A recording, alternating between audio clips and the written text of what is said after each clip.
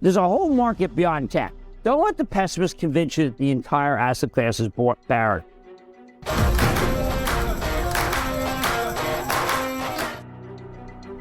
My mission is simple: to make you money. I'm here to level the playing field for all investors. There's always a bull market somewhere, and I promise to help you find it.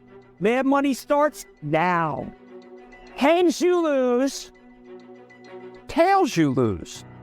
Oh, that's how tons of very smart money managers see this market. If the Fed tightens too much, we're going to have a horrific recession, and profits will evaporate. If the Fed doesn't tighten enough, inflation will keep rampaging and eroding the value of your portfolio. They scoff at the idea that there might be some sort of middle ground Goldilocks solution, a fairy tale, if you will.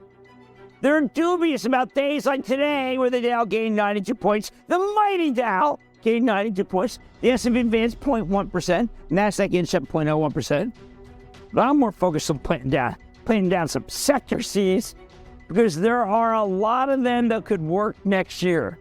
I'm going to break them down for you, because I'm in a gardening mood. First is healthcare. Now, this is the first time in recent memory where we're not seeing any pushing from Washington on drug pricing. And we're far from enough, we're pretty far from the next presidential election that these companies won't be used as the typical political piñatas. At least not in 2023, they won't.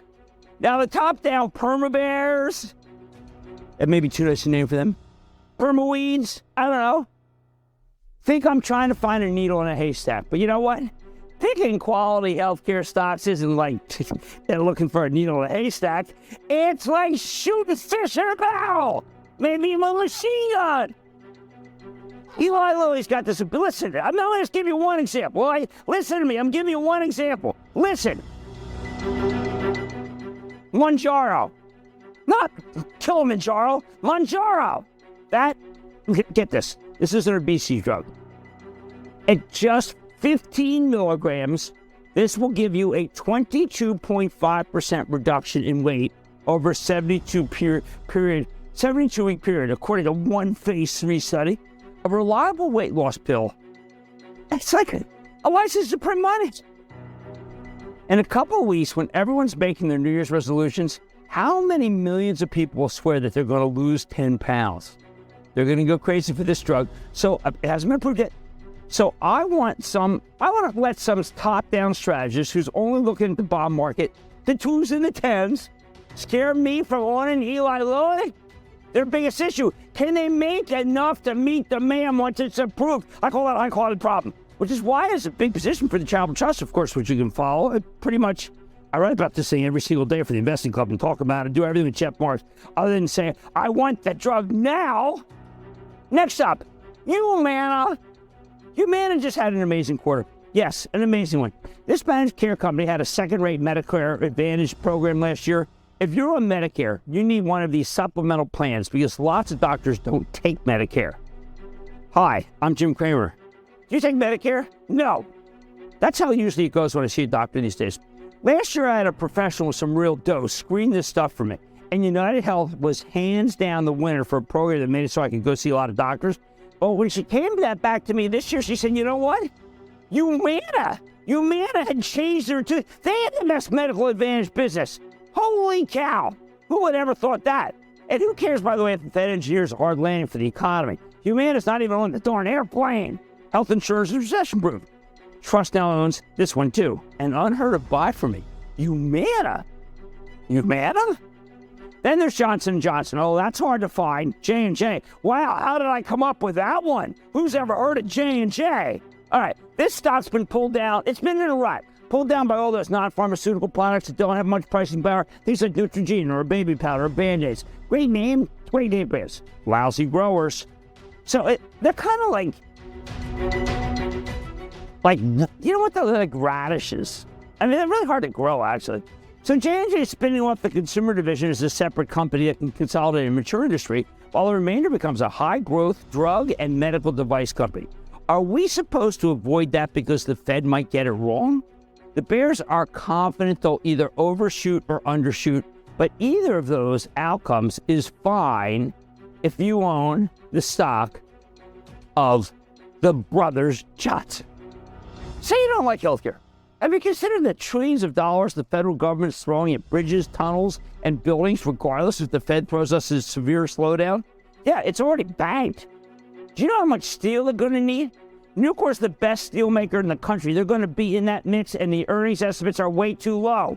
Don't you think Deere and Caterpillar will have to go 24/7 just to meet the demand from the engineering construction firms that build this stuff? Their order books are insane. Their gross margin is voluminous. Their international competition gone.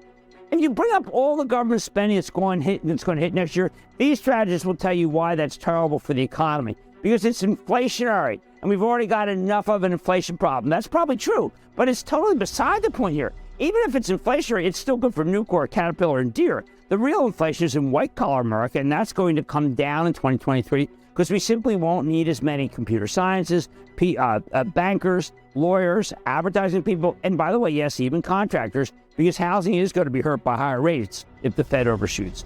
We just learned today that rents are at last falling pretty precipitously, something to watch. And let's not forget, you've got one more reason to buy Deere. There's a global food shortage. That's why I recommended Corteva last night. They make genetically modified seeds and pesticides. Agriculture is insanely strong right now, but the bears want you to ignore that whole industry and instead focus on the 2-year Treasury, which is apparently sending all the wrong signals. What's really horny? The bargain retail stocks. The bears will tell you the retail earnings must be coming down. Sure, I don't care. That's fabulous for places like TJX, who are really ready to pounce on the soon-to-be carcass that is Bed Bath & Beyond. These all price changed by excess inventory from struggling chains. The worse retail does as a whole, the more opportunities they get. Same goes for Burlington. How about Ollie's Bargain Outlet? Speaking of Morgan Stanley, that's one of my favorite financials for 2023. It's got an insanely cheap stock, a high dividend, and its profits are roaring. Will Morgan Stanley earnings be eroded by inflation? Frankly, the more the Fed tamps down on inflation, the more I want to stick with a company that makes its best numbers when we get 4% unemployment, up a bit from here, down, and 4% inflation, quite a bit from here. That's likely where we're headed. How about Goldman Sachs? Whether the Fed overshoots or undershoots in 2023, it's hard to imagine a worse year for IPOs or mergers than this one. Yet Goldman still crushed it. What do the bears say about that, especially now that the firm's cleared out a lot of dead wood, or at least wood that wasn't burning hot enough?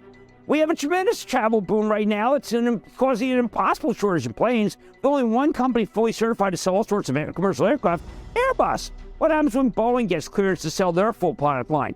Even if the Fed takes rates to 7% and we have a serious slowdown, that might not be enough to bring down Boeing. Not when there's an airplane shortage. I wonder if FedEx, which just had a great quarter, needs more planes. Good number.